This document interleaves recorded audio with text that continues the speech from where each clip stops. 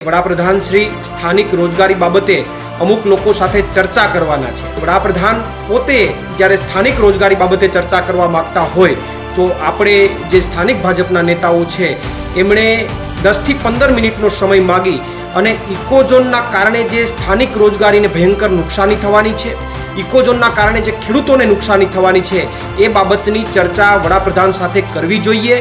અને આ મિટિંગની અંદર કદાચ અમે ઇકોઝોન માટે લડીએ છીએ છતાં અમને ન બોલાવો તો ચાલશે, પરંતુ 2-5 ખેડૂત આગેવાનોને સાથે રાખી અને આપ મિટિંગ કરો।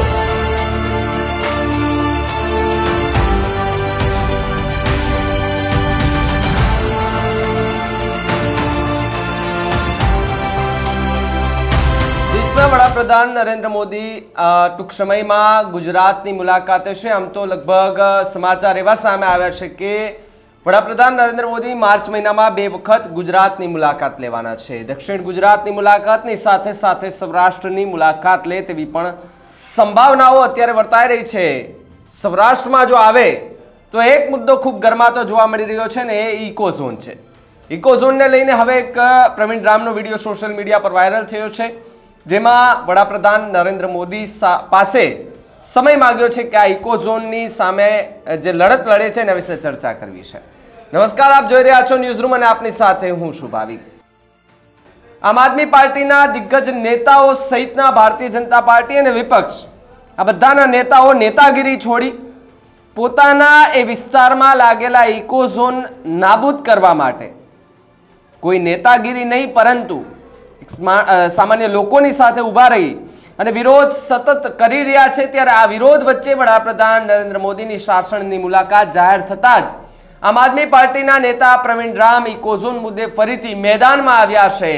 વડાપ્રધાન નરેન્દ્ર મોદીની શાસનની મુલાકાત દરમિયાન ભાજપના સ્થાનિક નેતાઓએ ઇકોઝોન મુદ્દે વડાપ્રધાન સાથે બેઠક કરવા આપ નેતા પ્રવીણ રામે અપીલ કરી છે અને બેઠકમાં અમને આમંત્રિત ના કરો તો ચાલશે, પરંતુ સ્થાનિક ખેડૂતો નેતાઓને સાથે રાખી ઇકોઝોન મુદ્દે વડાપ્રધાન સાથે બેઠક કરવી જોઈએ તેવી વડાપ્રધાન સાથે બેઠક કરવી જોઈએ ને આ આખા મુદ્દે ચર્ચા કરવી જોઈએ તેવી પ્રવીણ રામ દ્વારા એક વિડીયો છે તેના માધ્યમથી કહેવામાં આવી રહ્યું છે।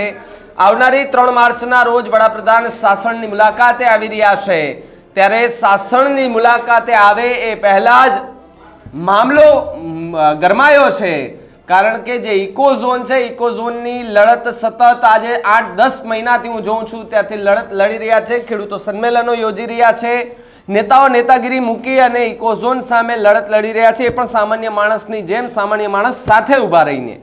ઇકોઝોનથી જે નુકસાન થવાનું છે એ નુકસાનને લઈને પણ ખેડૂતોમાં ક્યાંક ભય જોવા મળી રહ્યો છે। આને લઈને વડાપ્રધાન નરેન્દ્ર મોદી કે જેઓ શાસનની મુલાકાતે આવવાના છે અને શાસનની મુલાકાત દરમિયાન ખેડૂતો અને આપ નેતા એમણે ભાજપના નેતાને કહ્યું છે, દિગ્ગજ નેતાઓને કે ભાઈ વડાપ્રધાન નરેન્દ્ર મોદી સાથે અમારી બેઠક કરાવો, ઇકોઝોન મુદ્દે અમારે ચર્ચા કરવી છે।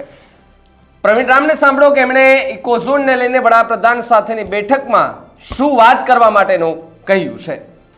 આવનારી 3 માર્ચના રોજ દેશના વડાપ્રધાન નરેન્દ્રભાઈ મોદી શાસનની મુલાકાતે જ્યારે આવી રહ્યા છે ત્યારે હું એક ગીરના વ્યક્તિ તરીકે સોરઠની ધરામાં એમનું સ્વાગત કરું છું।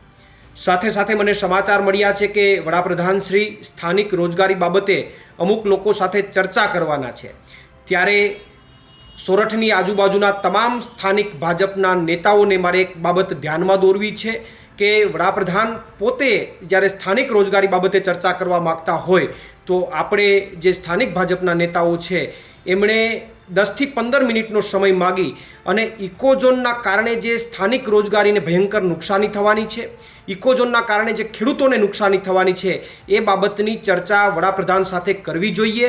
અને આ મિટિંગની અંદર કદાચ અમે ઇકોઝોન માટે લડીએ છીએ છતાં અમને ન બોલાવો તો ચાલશે, પરંતુ 2-5 ખેડૂત આગેવાનોને સાથે રાખી અને આપ મિટિંગ કરો અને ઇકોઝોનના કારણે જે નુકસાની થવાની છે એમનાથી જો વડાપ્રધાનને માહિતગાર કરો તો ઇકોઝોન મુદ્દે કદાચ જો કોઈ ફેરફાર થાય, કારણ કે ઇકોઝોનમાં ફેરફાર કરવાની સત્તા કેન્દ્ર સરકારને જ છે, એટલે જો એમાં કોઈ ફેરફાર થાય તો આપણા વિસ્તારનું ભલું થાય। એટલા માટે હું તમામ સ્થાનિક ભાજપના નેતાઓને આ એક બાબત ધ્યાનમાં દોરવા માગું છું કે વડાપ્રધાન શ્રી પાસે સમય માગી અને ઇકોઝોનથી થતી નુકસાની બાબતે ચર્ચાઓ કરવી જોઈએ અને મને અપેક્ષા છે કે સ્થાનિક ભાજપના નેતાઓ આ બાબતે પ્રયત્ન કરશે। તો તમે જેને સાંભળ્યા છે આમ આદમી પાર્ટીના દિગ્ગજ નેતા પ્રવીણ રામ કે જેમણે કહ્યું છે કે વડાપ્રધાન પોતે સ્થાનિક રોજગારી મુદ્દે ચર્ચા કરવા માંગે છે, ત્યારે ઇકોઝોનના કારણે સ્થાનિક રોજગારી પર થતી અસરોની ચર્ચા થવી જ જોઈએ. કારણ કે જે ઇકોઝોન છે, ઇકોઝોનના કાળા કાયદા સામે હવે કહેવાય ને કે ખેડૂતો નેતાઓ બધા લડી લેવાના મૂળમાં છે. એ વિસ્તારમાં ભારતીય જનતા પાર્ટીના નેતાઓ પણ સરકારની સામે પડ્યા હતા અને સરકારની સામે પડવું એટલે ખૂબ અઘરું થવું એવું પણ માની લેતા હતા, પરંતુ એની સામે કોઈ કશું પાર્ટીએ કર્યું નહીં. કારણ કે એ કદાચ સાચા હોઈ શકે. ભારતીય જનતા પાર્ટીના નેતા ટ્રેક્ટર રેલીઓ, સભાઓ, કહેવાય ને સંગઠનો અલગ અલગ બનાવવામાં આવ્યા, ગીરમાં આવેદનો દેવાયા, રજૂઆતો કરવામાં આવે, આ બધું જ થયું, પણ છતાં પણ કોઈ નિરાકરણ ન આવતા હવે ખેડૂતો અને નેતાઓ એવું કહી રહ્યા છે કે ભાઈ અમારે હવે વડાપ્રધાન સાથે મુલાકાત કરવી છે અને આ મુદ્દે ચર્ચા કરવી છે. જો તમે પણ ગીર વિસ્તારમાં રહેતા હોય ને આખા ઇકોઝોન મુદ્દે તમે વાત કરતા હોવ અને એમાં પણ વડાપ્રધાન નરેન્દ્ર મોદી આગામી 3 માર્ચે એ બાજુ આવવાના છે, એને લઈને તમારું શું માનવું છે અમને કમેન્ટ કરીને ખાસ જણાવજો.